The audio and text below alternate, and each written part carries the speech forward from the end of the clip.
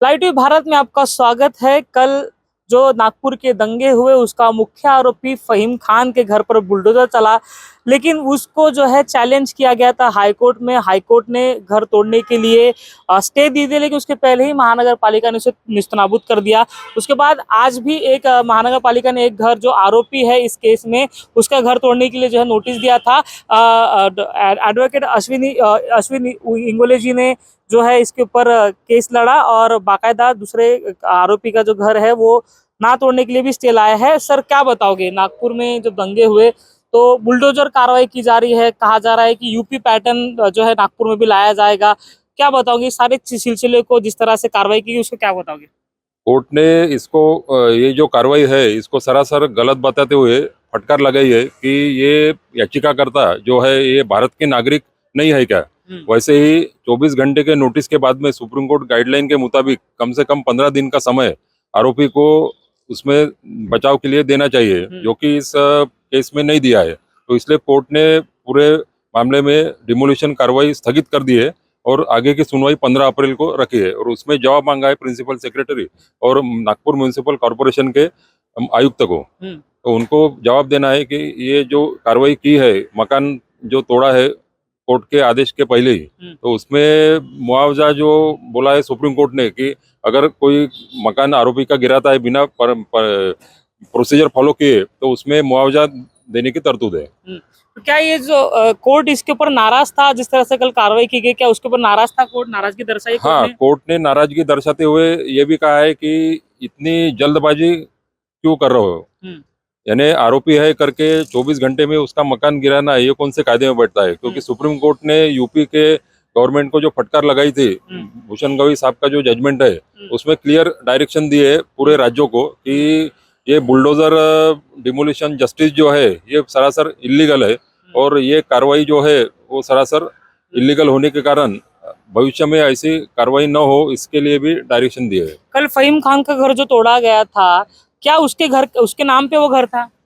फहीम खान के माँ के नाम से मकान था और उसका माँ के नाम से होने के बावजूद ये जो कार्रवाई हुई है ये सरासर मतलब बेकायदेशीर है। इसका तो अधिकार आपको हमारा संविधान नहीं देता कि अगर लड़के ने कोई क्राइम किया हो तो उसकी माँ को नहीं नहीं नहीं, जो है उसको सजा दी जाए। सरकार ने कुछ इस तरह से कर दिया कि अगर फहीम खान है तो उसकी माँ का के नाम के घर का तोड़ दिया गया। नहीं, तो नहीं, ये कौन से संविधान में बैठा? ये कोई भी कायदे में नहीं बैठता है, ये सरासर गलत है। और ऐसा प्रावधान किसी भी ना सीआरपीसी आईपीसी कोई भी कानून के तहत ये नहीं है और नया कानून जो है बीएनएस एक्ट उसमें भी नहीं है। सरकार ने जिस तरह से कार्रवाई की वो क्या आपको लगता है कि सिर्फ छवि बनाने की कोशिश थी? संविधान के अनुरूप तो कोई कार्रवाई नहीं हुई, क्योंकि कोर्ट ने उसके ऊपर जो है बाकायदा सवाल खड़े किए कि जानबूझकर जो है आपने तोड़ा और आरोपी इसलिए तोड़ा। क्या कोई प्रावधान है इस तरह से और सरकार ने सिर्फ छवि बनाने के किया, ऐसा लगता है क्या? हाँ, ये जो कार्रवाई सरकार ने एक ज्यादती दिखाते हुए सिर्फ टारगेटेड मैनर में की है कि एक समाज के आरोपी के अगेंस्ट कार्रवाई दिखाने के लिए पॉलिटिकल इसमें वेंडेटा है, बाकी कुछ। अभी आज भी एक केस डिमोलिशन के ऊपर आपने केस लड़ा, उसके ऊपर क्या जजमेंट आया? आज जो केस जो हाईकोर्ट के सामने लगा था तो उसमें हाईकोर्ट ने कल जो ऑर्डर हुआ था वही बेस के ऊपर नागपुर महानगर पालिका को रोक लगाई है कि ये मकान गिराया न जाए करके। अभी इसके बाद जो है इस कार्रवाई, इस दंगे के ऊपर किसी भी तरह से घर तोड़ने की कार्रवाई नहीं होगी क्या? हाँ, ऐसा बोल सकते हैं क्योंकि अभी नागपुर महानगर पालिका को कोर्ट ने फटकार लगाने के बाद में अगर फिर से अगर कोई ऐसा नोटिस दे के कार्रवाई करते हैं तो कोर्ट इसके ऊपर सख्त से सख्त कार्रवाई करके सुप्रीम कोर्ट को कंटेम्प्ट का रेफर करेगा। सुप्रीम कोर्ट के जो साइटेशन है उसके हिसाब से आप 15 दिन का एक पीरियड आपको देना पड़ता है, लेकिन महानगर पालिका ने 23 तारीख को आप कह लीजिए कि 23 या 21 तारीख को जो नोटिस देते हैं और 24 तारीख को घर तोड़ देते हैं। तो ये जो सुप्रीम कोर्ट के गाइडलाइंस का भी उल्लंघन महानगर पालिका ने किया, क्या इसके ऊपर कोई कार्रवाई होगी?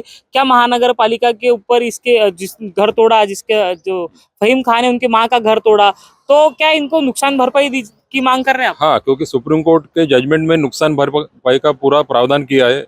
अगर वो कार्रवाई इलीगल घोषित करता है कोर्ट तो उसमें अधिकारी जो है संबंधित जिन्होंने मकान गिराया है तो उनके ऊपर मुआवजे का भरपाई करने का प्रावधान है।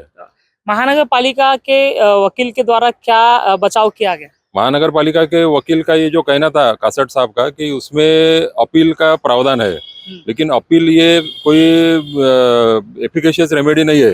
हाई कोर्ट संवैधानिक कोर्ट होने के कारण इसमें डायरेक्ट अप्रोच याचिकाकर्ता ने किया है और उसी में हाई कोर्ट ने संज्ञान लेते हुए तुरंत रोक लगाई है। आपकी दलील? हमारा यही कहना था कि प्रिंसिपल ऑफ नेचुरल जस्टिस जो है, हमको सुनवाई न देते हुए जो 24 घंटे का नोटिस दिया है वो सरासर गलत है। ऐसा कोई भी प्रावधान लिखा है कि 24 घंटे के भीतर जो है आप नोटिस देते हो और फिर तोड़ देते हो, ऐसा नहीं। कोई प्रावधान कहीं पे भी है? नहीं नहीं, ऐसा कहीं पे भी प्रावधान नहीं है। एमआरटीपी एक्ट में भी नहीं है और स्लम एक्ट में भी नहीं है।